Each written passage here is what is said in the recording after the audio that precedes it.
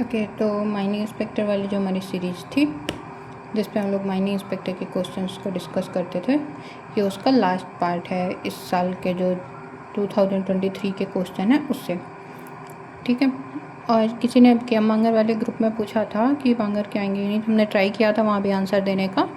तो यहाँ भी आपको एक्सप्लेन कर देते हैं कि देखिए जैसे क्वेश्चन होते हैं, अगर वो सब्जेक्ट के मांगर में हैं तो जो स्टेट पीसीएस के फैक्चुअल क्वेश्चन है वो उससे इंटर रिलेटेड हो करके आ सकते हैं, पर पूरे क्वेश्चन नहीं आते हैं कभी भी एक भी बुक से। पर फिर भी काफ़ी हद तक अगर आपके पास में एक बुक ही पढ़ना है तो काफ़ी हद तक हमें लगता है कि मांगर सही है। पर जैसे आप सेट का एग्ज़ाम देंगे उसमें मेजर पोर्शन है तो वो आता है ओशिनोग्राफी का, क्लाइमेटोलॉजी का और कुछ जो बहुत बड़े बड़े से फार्मूलास आते हैं। सो वो मांगर में आपको नहीं मिलेंगे। पर जैसे आप माइनिंग का दे रहे हैं तो उसमें जो माइनिंग वाला स्पेशल माइनिंग वाला जो पार्ट है वो हो सकता है आपको केम मांगर में ना मिले, पर जो बाकी पार्ट है वो काफ़ी हद तक मिल जाते हैं आपको। ठीक है, अगर आप अच्छे से पढ़ेंगे तो ये फ़र्क होता है। सो अच्छी बुक है, हमें जहाँ तक लगता है, हमने जितने क्वेश्चन उससे देखे हैं, तो अगर कोई एक बुक हम पढ़ते हैं तो हमें ठीक लगती है वो बुक। सो आप देख सकते हो उसके अकॉर्डिंग। ठीक है, चलिए अब हम माइनिंग इंस्पेक्टर का जो ये 23 वाला है इसको हम लोग 4 दिन से पढ़ रहे हैं, इसको आज हम पूरा बाइंड अप करते हैं। इसके बाद में जो नेक्स्ट पेपर उठाएंगे वह हम लोग एमपी सेट का उठाएंगे। ठीक है, और अगर आप लोगों के पास कोई सा भी ऐसा क्वेश्चन पेपर हो स्टेट पीसीएस के जैसे अभी हम लोग कर रहे हैं तो आप लोग बता सकते हो हमको ग्रुप में, या फिर पेपर ही भेज सकते हो। ठीक है, जो व्हाट्सएप वाला ग्रुप है उस पर। चलो तो स्टार्ट करते हैं हम लोग। जो फर्स्ट क्वेश्चन है वो क्या है हमारा, द थिन सेडिमेंट्री बेड, एक सेकेंड थोड़ा एडजस्ट कर लेते हैं। The thin sedimentary bed in beds interbedded with lava is called infratrappean, interbreeding, interblock, intertrappean. So trap का मतलब क्या होता है? ट्रैप आता है स्वेडिश वर्ड से, ट्रैप ये एक स्वेडिश वर्ड है जिसका मतलब है स्टेयरकेस, मतलब सीढ़ियाँ। आपने जो दक्कन वोल्केनिज्म है, जो डेक्कन ट्रैप वाला देखते हैं उस पे होता है, तो उसमें क्या है, पहले लावा आता है, देन सेडिमेंट आता है, और फिर उसके बाद में फिर से लावा आता है, और उसके बाद में अपर पार्ट में फिर से सेडिमेंट आते हैं। तो क्या होता है, एक बार लावा इरप्ट हुआ, फिर लावा कूल डाउन हुआ, कूल होने के बाद में एक क्वाइट पीरियड आता है, उस क्वाइट पीरियड में जो लेक और रिवर हैं वो सेडिमेंट डिपॉजिट करती हैं और दोबारा से लावा इरप्ट होता है। तो एक इस तरीके का सीक्वेंस फॉर्म हो जाता है। सो जो सेडिमेंट्री लेयर्स हैं जो कि ट्रैप हुई हैं बिटवीन लावा फ्लोस, तो उसको क्या बोलते हैं, इंटरट्रैपेन, इंटरट्रैपेन बेड्स। इंटर मतलब होता है बिटवीन और ट्रैपेन मतलब जो ट्रैप हो रखा है दोनों के बीच में। ये इम्पॉर्टेंट क्या होती है इन बेड्स की, सॉरी, ये बेड कंटेन करते हैं जो भी फॉसिल होते हैं, जैसे फ्रेश वाटर लाइमस्टोन है तो उसमें कोई फॉसिल आ गए, प्लांट रिमेन्स को जैसे डेक्कन ट्रैप में है उसमें डायनासोर के फॉसिल कई बार मिल जाते हैं, सेल जो है वो पता चल जाती है। तो उससे क्या होता है, जो इन्वायरमेंट है वो रिकन्स्ट्रक्ट कर सकते हैं। अब कन्फ्यूजन किस में हो सकता है हमें, सिर्फ इंफ्राट्रैपेन और इंटरट्रैपेन। इंफ्रा का मतलब क्या होता है, बिलो, इंफ्रा मीन्स बिलो। सो इंफ्राट्रैपेन ये क्या होते हैं, सेडिमेंट्री बेड्स होते हैं जो कि लावा फ्लो के नीचे होते हैं, जैसे लमेटा फॉर्मेशन है वो डेक्कन ट्रैप के बिलो है। ठीक है, इंटरबेडिंग मतलब जैसे जनरली होता है इंटर लगा देते हैं किसी ए भी आगे, तो वो क्या होता है कि आपका अल्टरनेटिंग लेयर्स को शो करता है। इंटर ब्लॉक ऐसा कुछ होता ही नहीं है। नेक्स्ट क्वेश्चन है, Lameta formation is famous for, Lameta किसके लिए फेमस है, dinosaur, elephant remains, horse remains या कैमल रिमेन्स। सो जो लमेटा फॉर्मेशन है वो मेनली कहाँ पर फाउंड होता है, अपना मध्य प्रदेश, महाराष्ट्र एंड नर्मदा वैली, और इसकी एज क्या है, लेट क्रिटेशियस, लेट क्रिटेशियस। सो क्रिटेशियस की एज किसकी है, डायनासोर की। सो डायनासोर की बोन्स, एग्स और उसके फॉसिल नेस्ट ये सब कुछ मिलता है। स्पेशली जो टाइटेनोसोरस थे उनके, टाइटेनोसोरस का भी एक क्वेश्चन आया था कि कौन सा फॉसिल है डायनासोर का। सो टाइटेनोसोरस मोस्टली मिलता है हमको यहाँ पे। एलिफेंट, हॉर्स ये सब है, ये क्या है, बहुत यंगर है उसके कंपेयर टू। जैसे हॉर्स है वो कब मिला था हमें, सीनोजोइक के टाइम पे मिलता है। ठीक, नेक्स्ट है स्पेस लैटिस, अब देखो ये क्वेश्चन भी आपको केएम बांगर में मिल जाएगा, ये क्वेश्चन भी आप पढ़ोगे तो मिल जाएगा। ये क्वेश्चन हमने केएम बांगर में नहीं देखा है, ठीक है। So space lattice of mineral structure is determined by scanning electron microscope, x ray diffraction, spectroscopy method and chemical analysis. So जो स्पेस लैटिस है वो क्या होता है, और सबसे पहले तो एटम क्या होता है। सो मिनरल्स एटम के जो एटॉमिक हैं उनके अरेंजमेंट कैसा, रिपीटेड जो अरेंजमेंट है, ऑर्डरली रिपीटेड पैटर्न है उसको करते हैं, और जो ये रिपीटेड अरेंजमेंट पैटर्न है इसको ही क्रिस्टल लैटिस या फिर स्पेस लैटिस बोलते हैं। पर जो एटम्स हैं वो बहुत स्मॉल होते हैं, तो उनको हम डायरेक्टली उनके लैटिस को देख नहीं सकते हैं, तो उसके लिए हम क्या यूज करते हैं, एक्सरे का यूज करते हैं। एक्सरे क्यों यूज करते हैं, क्योंकि जो एटॉमिक प्लेन्स हैं उनके बीच का जो साइज है वो ऑलमोस्ट इक्वल है वेवलेंथ ऑफ एक्सरे के। सो एक्सरे जैसे ही क्रिस्टल पे स्ट्राइक करती है वो रिफ्लेक्ट करते हैं क्रिस्टल प्लेन से और एक डिफ्रैक्शन पैटर्न शो करते हैं, डिफ्रैक्शन पैटर्न को शो करते हैं, और जिसका यूज करके क्या कर सकते हैं, एटॉमिक अरेंजमेंट,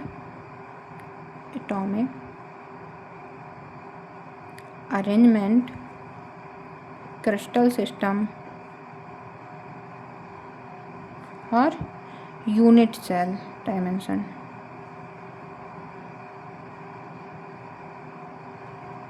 इनके बारे में हम पता कर सकते हैं। आपने इन जो मिनरोलॉजी है उस पर ब्रैग्स लॉ पढ़ा होगा, ये क्वेश्चन वहीं से आया है। जो ब्रैग्स लॉ क्या होता है, वो होता है n lambda equal to 2d sine theta, यहीं से आता है, जिसमें लैम्डा क्या है, वेवलेंथ, डी है spacing between crystal planes and theta is diffraction angle. SEM क्या है, स्कैनिंग इलेक्ट्रॉन माइक्रोस्कोप, ये सरफेस मॉर्फोलॉजी बस को शो करता है। स्पेक्ट्रोस्कोपी ये इंटरेक्शन को एनर्जी की कैसे है उससे शो करता है कि एनर्जी कैसे इंटरेक्ट कर रही है। और इसमें से आई थिंक केमिकल जो एनालिसिस है वो भी हो जाता है स्पेक्ट्रोस्कोपी में। जो केमिकल एनालिसिस उस पर केमिकल एनालिसिस हो गया, इस पर स्कैनिंग में आपके सरफेस मॉर्फोलॉजी आ गई, और जो स्पेक्ट्रोस्कोपी है इसमें इंटरेक्शन कैसे कोई भी चीज़ कर रही है एनर्जी या लाइट से वो आ गया, और जो एक्सरे रिफ्रैक्शन है वो आपका एटॉमिक अरेंजमेंट, क्रिस्टल सिस्टम के एनालिसिस और यूनिट सेल डायमेंशन आ गया। सो ये सारी चीज़ें किस में आती हैं, स्पेस लैटिस में। कोई भी चीज़ का जो रिपीटेड अरेंजमेंट होता है वो होता है स्पेस लैटिस। तो स्पेस लैटिस किस में देखा हम लोगों ने, एक्सरे डिफ्रैक्शन में। I think now this question is clear. ठीक है, अब देखो ये क्वेश्चन भी अगर आप अच्छे से देखेंगे तो केएम बांगर में मिल जाएगा आपको। सो आइडेंटिफाई मिसमैच मिनरल। अब ये 4 मिनरल दिए हुए हैं, ये चारों मिनरल्स को हमें देखना है। इसके लिए आप एक चीज़ और याद रख सकते हो कि जो ये XRD है ये क्या याद रखती है, XRD how atoms are arranged, how atoms are arranged. Okay, now return back to this question. So जो हमारे अलग अलग मिनरल्स हैं इनको हमें देखना है हर चीज़ के बेस पे कि कौन सा फार्मूला है, क्या है। अब गिब्साइट, इसका फार्मूला क्या है, AlOH का होल थ्राइस। ये क्या है, मिनरल है, बॉक्साइड है। फिर डायस्पोर, ये भी एल्यूमिनियम बेरिंग होता है, ये क्या है, AlO*OH।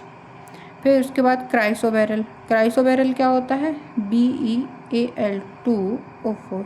और हेलाइट क्या होता है, NaCl। और ये भी एल्यूमिनियम बेरिंग, और जो NaCl है उस पर क्या एल्यूमिनियम नहीं है। सो ये हो गया आपका, अलग हो गया। अब बेरिल, अगर आपने इसको भी देखा सिलिकेट स्ट्रक्चर में, आपको ये भी बांगर में मिल जाएगा। So beryl is characterize by orthosilicate, sheet silicate, ring silicate and framework silicate. Silicate structure उसको हम लोग जो मिनरोलॉजी है उसमें पढ़ेंगे अपन अच्छे से। बाकी ये एग्जाम्पल हैं वो आप अलग अलग एग्जाम्पल याद रख सकते हैं। जैसे ऑर्थोसिलिकेट है तो ऑर्थोसिलिकेट में क्या होता है, ऑलिविन होता है। चैन सिलिकेट दिया हुआ अगर, तो चैन सिलिकेट कौन कौन सी होती हैं, single and double chain, single में पायरोक्सिन एंड डबल में एम्फीवोल। सीट सिलिकेट दिया है, सीट सिलिकेट क्या होता है, सीट स्ट्रक्चर माइका में पाया जाता है। रिंग सिलिकेट, या फिर अगर रिंग की जगह आ जाता है साइक्लोसिलिकेट, तो साइक्लोसिलिकेट भी बेरिल होता है, ये रिंग को शो करता है। अच्छा, बेरिल की 2 वैरायटी होती हैं, आपका होमवर्क है। बेरिल की 2 वैरायटी होती हैं, जेम वैरायटी। इनका कलर बताना है, एमराल्ड एंड एक्वामराइन। ओके, इन दोनों का आपको कलर बताना है कि कौन सा कलर होता है। और जब हम ग्रेजुएशन में थे हमको याद नहीं हुआ था बेरिल किसका है, तो हमने इसको याद किया था ऐसे कि बेरिल जो ब्रेसलेट है उसकी तरह से बिहेव करता है। सो ब्रेसलेट रिंग शेप का होता है और ये भी आपका बेरिल भी रिंग होता है। सो रिंग से स्ट्रक्चर शो करते हैं, तो आप ऐसे निमोनिक बना के भी याद कर सकते हो। Okay, next question, lustre of diamond. ये भी आपको बांगर में मिल जाएगा इससे। सो लस्चर क्या है डायमंड की? एडमेंटाइन। लस्टर होती क्या है? Appearance of mineral surface in reflected light. जब भी कोई लाइट किसी मिनरल की सरफेस पे पड़ती है और मिनरल उस सरफेस से लाइट को रिफ्लेक्ट करता है, वो किस तरीके से शो करती है, वो हमें उसका लस्टर बताती है। लस्टर बहुत सारे टाइप की हो सकती है, जैसे विट्रियस लस्टर है। विट्रियस क्या होती है? ग्लास लाइक अपीयरेंस होती है जो कि क्वार्ट्ज शो करता है। पर्ली में पर्ल लाइक जो हमारा मोती होता है उस तरीके से इस तरीके की कुछ अपीयरेंस शो करता है, पर्ली अपीयरेंस। सो वो कैसा कौन शो करता है? जैसे टाल्क है वो करता है। सिल्की होती है फाइब्रस साइन, जैसे एस्बेस्टस आपने देखा होगा, फाइब्रस। एडमेंटाइन क्या होती है? बहुत ही ब्रिलियंट और स्पार्कलिंग होती है। सो डायमंड होती है। और डायमंड की होती क्यों है? क्योंकि डायमंड का रिफ्रैक्टिव इंडेक्स बहुत हाई होता है और स्ट्रॉन्ग लाइट डिस्पर्स करता है। ठीक है, सो डायमंड कहाँ से आई है? हाई रिफ्रैक्टिव इंडेक्स और इंटरनल रिफ्लेक्शन की वजह से आता है। फिर phyllosilicate is also non edge. Phyllosilicate को क्या कहते हैं? ये भी आपको मिल जाएगा किसी भी बेसिक सी बुक में। फाइलोसिलिकेट क्या है? सिंगल चैन सिलिकेट, डबल चैन सिलिकेट, सीट सिलिकेट या फ्रेमवर्क सिलिकेट। फाइलो का मतलब क्या होता है? फाइलो ग्रीक में होता है, इसका मतलब होता है लीफ। फाइलो मीन्स। सो फाइलोसिलिकेट कैसे होता है? लीफ की तरह होता है। अब इसमें लीफ किस तरह कौन आ सकता है? Seed silicate. सो फाइलोसिलिकेट कहलाता है सीड सिलिकेट। ठीक है, सिल्क का टेट्राहेड्रल ज्वाइन करते हैं और वो इसको सीड सिलिकेट की तरह बनाते हैं। जो सीड सिलिकेट होता है उसमें परफेक्ट क्लीवेज देखने मिलती है। सिंगल चैन कौन शो करता है? पायरोक्सिन। डबल चैन करता है हमारा कौन? एम्फीबोल। और फ्रेमवर्क कौन करता है? जो क्वार्ज हैं और या फिर फेल्सपार हैं वो करते हैं। ठीक है, नेक्स्ट क्वेश्चन है, what is dimension of normal pit with regards to the length and width during sampling in the mineral prospecting. ये हमको नहीं याद है कि बांगर में है। हो सकता है हमने मिनरल प्रोस्पेक्टिंग देखा नहीं हो कि बांगर का, पर आई थिंक नहीं है उस पर। ठीक है, तो इस तरीके से जो क्वेश्चन होते हैं वो कुछ क्वेश्चन आपको नहीं मिलेंगे, पर अगर किसी बुक से इतने भी क्वेश्चन मिल रहे हैं तो हमें जहाँ तक लगता है कि आपको उस बुक को बहुत अच्छे से पढ़ना चाहिए। ठीक है, सिर्फ यही बताने के लिए हम अभी तक ये बताए थे कौन सा बांगर में है कौन सा नहीं है। आई थिंक आपको आपका आंसर मिल गया होगा। अब पिट्स होती क्या है? इन्होंने पूछा है कि स्टैंडर्ड पिट का साइज है वो क्या होता है जब कोई भी मिनरल डिपॉजिट करते हैं। प्रोस्पेक्टिंग क्या है? सबसे पहले तो कोई भी मिनरल्स को सर्च करना। So searching for mineral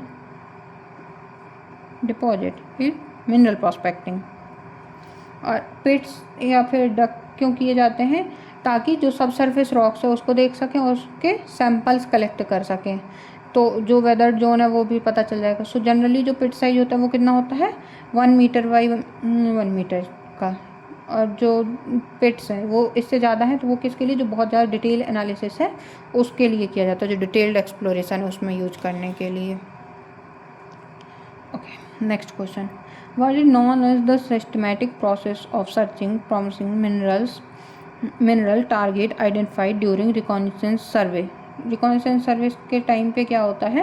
reconnaissance क्या होता है? सबसे पहले तो जो लार्ज रीजनल सर्वे होता है, रिकॉनेसेंस मीन्स लार्ज रीजनल सर्वे। ओके, और इसका गोल क्या होता है कि जो बहुत बड़ा टारगेट एरिया है उससे थोड़ा कम कर पाना। और फिर उसके बाद में प्रोस्पेक्टिंग कम क्या होता है? जिसमें ट्रेंचिंग, सैम्पलिंग, पिटिंग ये सारी चीज़ें करते हैं, कोई भी चीज़ की मैपिंग करते हैं, वो सब आता है। और जब डिटेल एक्सप्लोरेशन कर रहे होते हैं, डिटेल एक्सप्लोरेशन का मतलब क्या होता है? वहाँ पर ड्रिलिंग और रिजर्व एस्टिमेशन करते हैं। ठीक है, अब ग्रीन फील्ड एक्सप्लोरेशन में दिया हुआ है। ग्रीन फील्ड एक्सप्लोरेशन क्या है? जो इंटायरली न्यू एरिया है उसका जब हम एक्सप्लोरेशन करते हैं, entirely new area. Okay, integrated survey में बहुत सारे मेथड्स को जब हम कंबाइन कर लेते हैं तो उसको इंटीग्रेटेड मेथड कहेंगे। A significant departure from normal pattern of background value is called threshold, wavelength, noise and anomaly. सो जो नॉर्मल कंसंट्रेशन है किसी भी एलिमेंट की किसी एक एरिया में, उससे अचानक से जो हमारी वैल्यू है वो डिफ़र कर जाना, क्या कहलाता है ये? मान लो कोई एरिया है, उस पर कॉपर की कंसंट्रेशन है वो नॉर्मली 20 ppm मिल रही है, पर वहीं पे जो दूसरा एरिया है वहीं पर कॉपर की जो कंसंट्रेशन है वो 500 ppm हो जाती है। तो इसको क्या बोलते हैं? एबनॉर्मलिटी है ना, जो एबनॉर्मली इंक्रीज़ कर रहा है, तो इसको बोलते हैं जियोकेमिकल एनोमली। और एनोमली क्या इंडिकेट करती है? ओर डिपॉजिट को या फिर मिनरलाइजेशन को। सो ये indicate about ore deposit and mineralisation. Threshold क्या होता है? थ्रेशोल्ड होती है एक बाउंड्री वैल्यू की, जो नॉर्मल और एनामलस वैल्यू है उनको सेपरेट करते हैं, उसको थ्रेशोल्ड बोलते हैं। नॉइस होता है जो रैंडम एरर है वो। एक एग्जांपल से आप समझ सकते हैं, आपके बॉडी का टेम्परेचर अभी जितना है और जब आपको फीवर होता है तो उस टाइम पे जो आपकी बॉडी का टेम्परेचर है वो बढ़ जाता है। तो जो फीवर के टाइम पे बढ़ा हुआ आपके बॉडी का टेम्परेचर है उसको क्या बोलते हैं? एनोमली बोलेंगे, आपके बॉडी टेम्परेचर के हिसाब से। ओके, तो ये होती है एनोमली। हम लोग नेक्स्ट क्वेश्चन देखेंगे। सो नेक्स्ट क्वेश्चन क्या पूछ रहा है? Total magnetic intensity of the earth in the polar region. So polar region में क्या होती है अर्थ की मैग्नेटिक इंटेंसिटी गामा या फिर नैनो टेस्ला से नापी जाती है। ठीक है, तो फील्ड की स्ट्रेंथ क्या होती है? वीक होती है इक्वेटर में और स्ट्रॉन्ग होती है पोल में। So weak equator, strong at poles. Okay, so जो अप्रॉक्सीमेट वैल्यू है इक्वेटर पर कितनी होती है?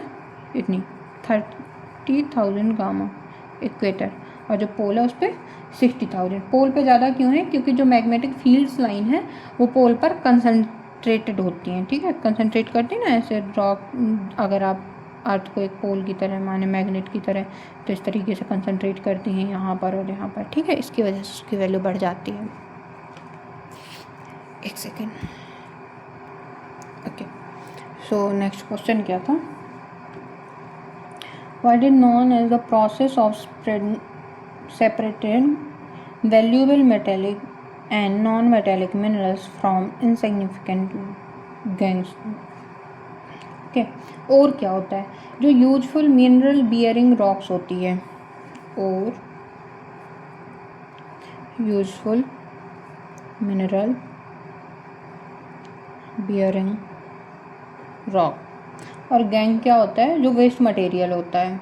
ठीक है, सो जो वेस्ट मटेरियल है उसको, जो हमारा यूजफुल मिनरल है उससे अलग करने की प्रोसेस को क्या बोलते हैं? ओर ड्रेसिंग। सीविंग हम लोगों ने आज ही पढ़ा है ना अपने स्टडी के लेक्चर्स में। सीविंग क्या होती है? सो ओर ड्रेसिंग में क्या क्या होता है? क्रशिंग, ग्राइंडिंग, फ्लोटेशन या फिर मैग्नेटिक सेपरेशन, जिससे सारी की सारी प्रोसेस उस पर काम करते हैं। कोन एंड क्वार्टरिंग क्या होती है? ये एक सैम्पलिंग टेक्निक होती है, ऐसे ढेर लगा रखा होता है सैंपल का, उसको ऐसे पार्ट ले लिया जाता है, ये पार्ट लिया, फिर इसकी भी क्वार्टरिंग की गई, इस तरह कर से सैंपल को छोटा साइज किया जाता है जब बहुत बड़े ढेर सैंपल को। और लीचिंग क्या है ये तो आपको समझाने की ज़रूरत ही नहीं, आपको स्टडी में बहुत अच्छे से वेदरिंग में बताया गया है लीचिंग क्या है। से केमिकल एक्सट्रैक्शन है। तो फ्लो कैसा होता है? सबसे पहले हम माइनिंग करते हैं, माइनिंग के बाद ओर ड्रेसिंग, उसके बाद एक्सट्रैक्शन, और उसके बाद में refining. Blue dust type iron ore deposits occur mainly at Rajasthan, Goa, Tamil Nadu, Himachal Pradesh. तो ब्लू डस्ट ओर कहाँ पर मिलता है? ये एक सॉफ्ट पाउडर होता है और हाई ग्रेड हेमेटाइट ओर होता है। ब्लू ब्लैक कलर का होता है, इसमें आयरन कंटेंट हाई होता है और फ्रेबल नेचर का होता है।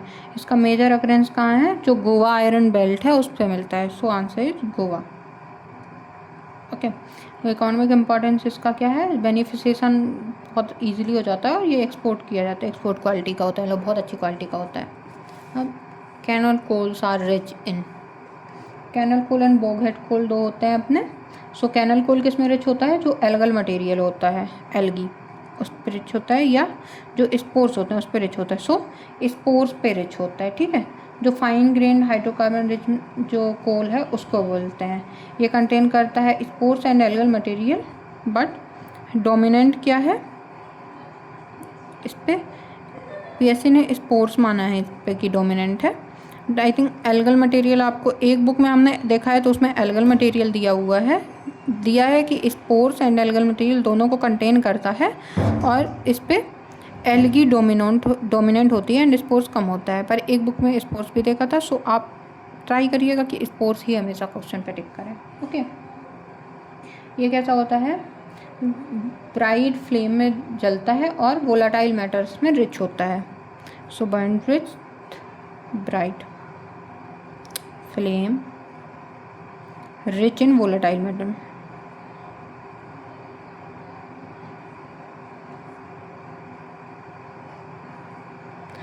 Next option Panna. अब जितने लोग आप क्लास वाले ग्रुप में जुड़े हुए हो, अगर आपसे ये क्वेश्चन नहीं बन रहा है फिर तो छोड़ दो, क्योंकि आप सब लोग यहीं से हो और यही क्वेश्चन आया था आपके में।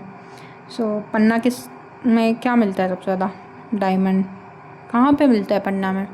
देखो पन्ना में ना बहुत टाइप से माइनिंग हो रही है, जो पन्ना के ही हैं, पन्ना छतरपुर वाले बेल्ट के हैं, क्योंकि मोस्टली आई थिंक हमें लगता है वहीं से हैं, तो आप लोगों को तो पता होगा। पर अगर कोई ऐसा स्टूडेंट भी देख रहा है जो कि उस एरिया से नहीं है या उस क्लास से बाहर का है, सो पन्ना में माइनिंग कैसे होती है डायमंड की, वो हम आपको थोड़ा सा एक्सप्लेन कर देते हैं।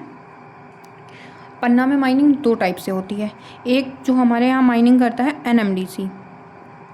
एनएमडीसी माइन करता है, एक उसका एरिया है, अलग से कॉलोनी है, वहाँ पे सारे साइंटिस्ट वगैरह रहते हैं, इंजीनियर वगैरह, और वो लोग अपनी माइनिंग करते हैं हैवी मशीनरी के साथ में, और पूरा जैसे होता है माइनिंग, प्रोस्पेक्टिंग, बेनिफिशिएशन सब चल रहा होता है वहाँ पे। पर एक सेकेंड टाइप की माइनिंग होती है जो लोकल पब्लिक यूज़ करती है, और वो लीज पे ऐसे स्क्वायर फीट ज़मीन लेती है, उसको ऐसे खोद के फिर उसको वहाँ पर बिना किसी इंस्ट्रूमेंट के एक छोटे छोटे से ऐसे बर्तन से लिए रहते हैं, और उनको जा कर के एक एक कंकड़ को वो धुलते हैं, पहले मिट्टी कंकड़ को, और फिर जो वो कंकड़ बचते हैं उन कंकड़ को सुखाने के बाद वो बीनते हैं। तो एक होता है लीज पे लेके, और एक थर्ड होता है जो कहीं कहीं इलीगली चल रहा होता है, कोई भी अगर वहाँ पे कंस्ट्रक्ट हो रही है, तो जो प्रॉपर पन्ना है, तो पन्ना के कई सारे ऐसे सिटी के भी एरिया हैं जहाँ पे पुराने पॉन्ड वगैरह थे पहले, वहाँ पे डायमंड बहुत ईजली मिल जा रहे हैं। सो जो प्लेसर वाले डिपॉजिट हैं वो इन दो एरिया पे हैं, जो एक ये हैं और एक ये प्लेसर डिपॉजिट मिल रहे हैं। अभी एक डैम बन रहा है रुंज रिवर पे, वहाँ पे बहुत ज़्यादा क्वांटिटी में डायमंड मिले हैं, और अभी भी कोई अगर आप में से देखना चाहते हैं तो एनएमडीसी आपको दिखाती भी है डायमंड माइंस कैसे वर्क कर रही हैं। जब वहाँ पे विस्फोट किया जाता है उसके थोड़ी देर बाद खोल दिया जाता है, आप वहाँ जा करके बहुत ही ईजिली डायमंड माइंस देख सकते हैं। और अगर आपको ये वाली प्रोसेसेस देखनी है तो ये भी आप पन्ना जाके आराम से देख सकते हैं, ठीक है। तो घूमिए, नेशनल टाइगर रिजर्व है वो भी देखिए, डायमंड माइंस देखिए, ठीक है। अब Madhya Pradesh known for its copper. MP का जो कॉपर है वो कहाँ पर मिलता है मोस्टली? सो बालाघाट में। अब क्या है यहाँ पे, Malajkhand copper deposit, Malajkhand copper deposit. ये क्या है, लार्जेस्ट कॉपर डिपॉजिट है इंडिया का, so largest in India, okay. और ये किस टाइप का कॉपर डिपॉजिट है, तो ये क्वेश्चन भी आ जाता है कभी कभी। तो ये क्या है, पोर्फिरी टाइप का कॉपर डिपॉजिट है, ठीक। नेक्स्ट क्वेश्चन, बसिया हीरापुर मरदेवरा, ये एरिया कहाँ पर है और इसका क्या है? ये एरिया इसमें मध्य प्रदेश पूछा गया है, बट आई थिंक ये पता नहीं, शायद कहीं और भी देखा है ये एरिया हमने, राजस्थान आई थिंक देखा था। चलो कोई बात नहीं, मध्य प्रदेश पूछा है, मध्य प्रदेश में ही देखते हैं। और ये एरिया किसका है, फॉस्फोराइट मिलता है यहाँ पे। फॉस्फोराइट जो फॉस्फेट रिच सेडिमेंट्री रॉक हैं वो किस में यूज होती हैं, फर्टिलाइज़र इंडस्ट्री में होती हैं। तो जो एग्रीकल्चर है हमारा, एग्रीकल्चर बहुत ही हैविली डिपेंड करता है जो फॉस्फेट मिनरल्स हैं। और अभी तो मोदी जी ने बोला भी है ना कि अपने जो इंडिजिनस प्रोडक्ट है उनको यूज करना है, ज़्यादा फर्टिलाइज़र वगैरह बाहर का नहीं लेना है। सो अपने यहाँ को जो फर्टिलाइज़र प्रोवाइड करता है वो यही फॉस्फेट इंडस्ट्रीज़ हैं, जो कि एपेटाइट जैसे मिनरल्स हैं वो यूज करते हैं। तो ये मिनरल भी याद रखिएगा, एपेटाइट, ये फॉस्फेट इंडस्ट्री में बहुत यूज होता है, okay. Chief mechanism which cause magnetic differentiation is called. Magnetic differentiation ये बहुत अच्छे से आपको पढ़ाएंगे जब हम आपको जियो केमिस्ट्री पढ़ाएंगे। देखिए आप लोग ना थोड़ा पढ़ने का ट्राई किया करिए, क्योंकि जब आप लोग लेक्चर्स देखते ही नहीं हैं तो हमारा भी मन नहीं करता है पढ़ाने का। पर अगर हम इतने मेहनत कर रहे हैं तो थोड़ा तो आपको भी करना चाहिए ना। अगर हम अपना टाइम निकाल करके आपको 1.5 से 2 घंटे के लेक्चर बना रहे हैं, उसके पहले हमें भी देखना पड़ता है कि क्या पढ़ाना है हमें। तो थोड़ी मेहनत आप भी कर लिया करिए, थोड़ा लेक्चर देख लिया करिए, तो हमें भी ये लगता है कि कोई पढ़ रहा है तो पढ़ाना चाहिए। ठीक है, तो थोड़ा समझो यार कि मैं कोई आपको पढ़ा रहा है, इतनी मेहनत कर रहा है, फिर भी आपको पढ़ना भी नहीं है। जो मैग्नेटिक डिफ्रेंसिएशन है वो होती है इसकी मेन प्रोसेस। और ये मैग्नेटिक डिफ्रेंसिएशन का मतलब क्या है कि एक मैग्मा है और वो डिफरेंट टाइप की इग्नियस रॉक्स को प्रोड्यूस कर सकता है। ठीक है, तो जो अर्ली मिनरल्स हैं वो पहले क्रिस्टलाइज हो रहे हैं। जो कंपैटिबल इनकम्पैटिबल का कॉन्सेप्ट आता है जियो केमिस्ट्री में, उसके थ्रू आप इसको अच्छे समझ सकते हैं। सो फ्रैक्शनल क्रिस्टलाइजेशन की वजह से होता है कि जैसे कोई मिनरल है वो पहले क्रिस्टलाइज हो गया, वो मिल्क से सेपरेट हो गया, तो जो रिमेनिंग मैग्मा है उसका कंपोजिशन चेंज हो जाएगा। ठीक है, तो इस तरीके से जो आपकी बॉवेन रिएक्शन सीरीज है जैसे वो इसमें काम करती है। ठीक, फिर the most active base present in igneous magma are. So most active base कौन सा होता है? Sodium and potassium. ये बहुत ही रिएक्टिव एल्कली एलिमेंट्स होते हैं और फेल्सपार या फिर एल्कली मिनरल्स फॉर्म करते हैं। Other alkali minerals. ओके, सो इग्नियस रॉक या तो एल्कली रिच मैग्मा फॉर्म होंगी, आयरन मैग्नीशियम रिच मैग्मा होंगी। सोडियम पोटेशियम क्या करते हैं? एल्कली कैरेक्टर्स को शो करते हैं। ठीक, ओके, नेक्स्ट क्वेश्चन है vesicles of volcanic rocks are filled up by sedimentary minerals, sorry secondary minerals. So secondary minerals से जब आपकी वेसिकल्स फिल होती हैं तो बहुत अच्छे अच्छे से कलर्स दिखते हैं। आप ये रॉक पक्का जो एमेक्डोइडल्स रॉक्स है इसको गूगल पे सर्च करिएगा, बहुत ही सुंदर पिक्चर्स मिलेंगी आपको इसकी। वेसिकल्स क्या होते हैं? जो गैस बबल्स होते हैं इन लावा। ओके, तो जैसे ही लावा ठंडा होता है तो जो बबल्स हैं वो होल के फॉर्म में रह जाते हैं। फिर जो और सेकेंडरी मिनरल्स हैं वो क्या होते हैं? इनमें फिलअप हो जाते हैं, जैसे कैल्साइट, क्वार्ट्ज या फिर जियोलाइट। तो ये वेसिकल्स को फिल कर देते हैं और इसको एमेक्डोइडल मिनरल्स कहते हैं, जो मेनली डेक्कन ट्रैप में आपको बहुत इजीली मिल जाता है। ठीक है, okay. When bigger crystals of agate include smaller layers of plagioclase, the texture is called porphyritic, ophitic, rapakivi and spinifex. So जब लार्ज पायरोक्सिन क्रिस्टल सराउंड करते हैं स्मॉलर प्लेजियोक्लेज लेयर्स को, तो ये इंटरग्रोथ क्या कहलाती है? आपकी ऑफिटिक टेक्सचर। ये किस पे? डोलेराइट में आपको मिलता है। ठीक है, और ये होता क्यों? क्योंकि प्लेजियोक्लेज जो है वो पहले क्रिस्टलाइज कर जाता है और पायरोक्सिन बाद में क्रिस्टलाइज करता है। जो अभी हमने इसके पहले वाला पढ़ा था मैग्नेटिक डिफ्रेंसिएशन वाला, उसमें ये शो कर रहा था कि अलग अलग टाइम पे अलग अलग क्रिस्टल फॉर्म हो जाते हैं। ठीक, सो ऑफिटिक।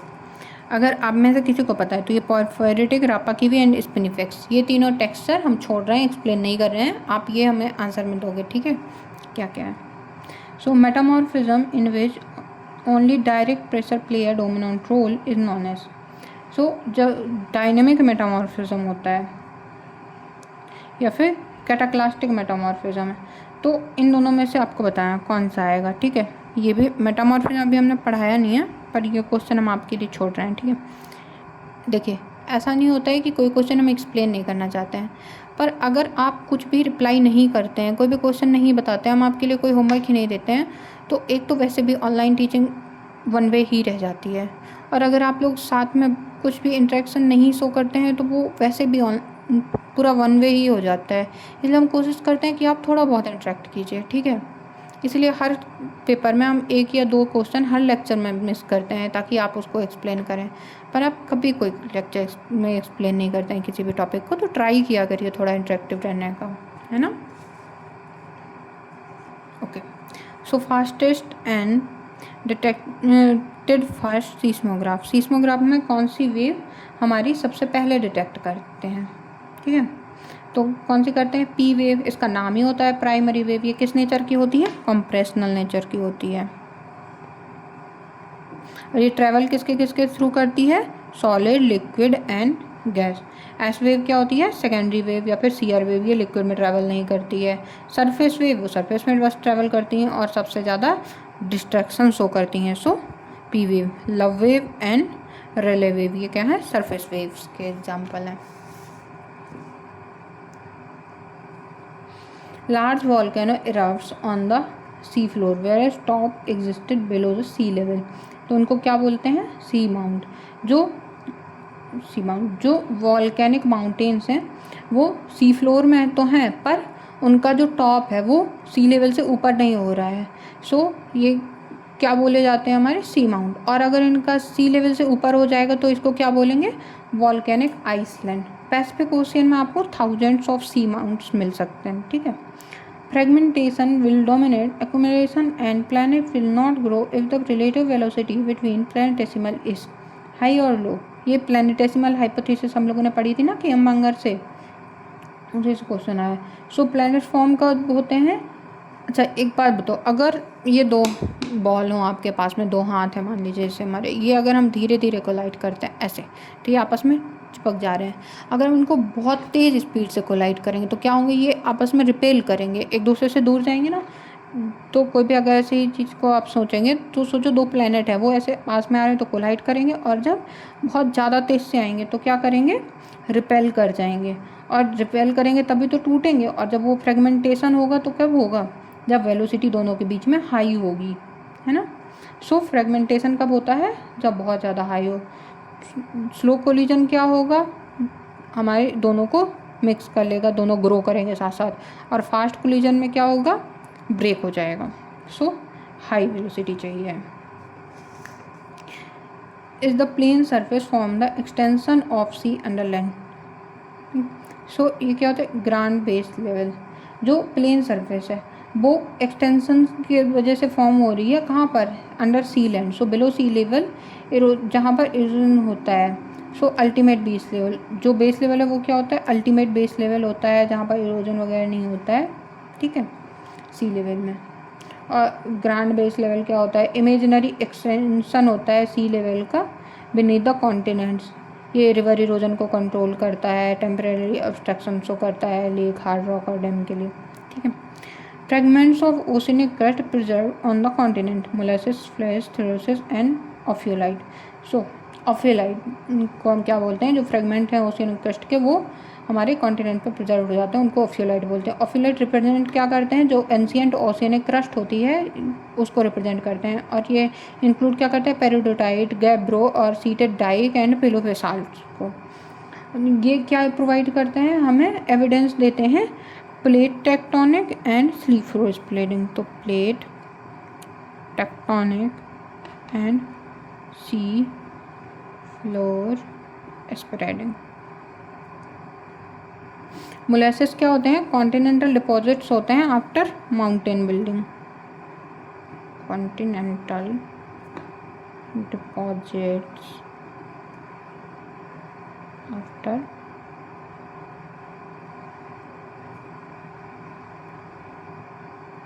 Mountain building. फ्लैश क्या होते हैं? डीप मैराइन सेडिमेंट्स होते हैं।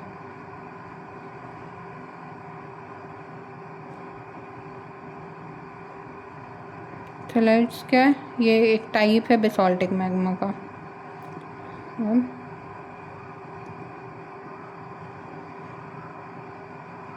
ओके, सो यहाँ पे हम लोगों का जो माइनिंग इंस्पेक्टर का ये 23 वाला क्वेश्चन पेपर ये ख़त्म होता है। जो अब कल वाला होगा उस पर हम लोग MP सेट का क्वेश्चन पेपर डिस्कस करेंगे, ठीक है। तो आप लोग भी ट्राई करिए इंटरेक्टिव रहने का, ताकि थोड़ा हमें भी मोटिवेशन मिले, है ना। हमें भी तो मोटिवेशन की ज़रूरत है भाई, इतना पढ़ा रहे हैं तो कुछ तो करो तुम लोग भी। Okay, thank you.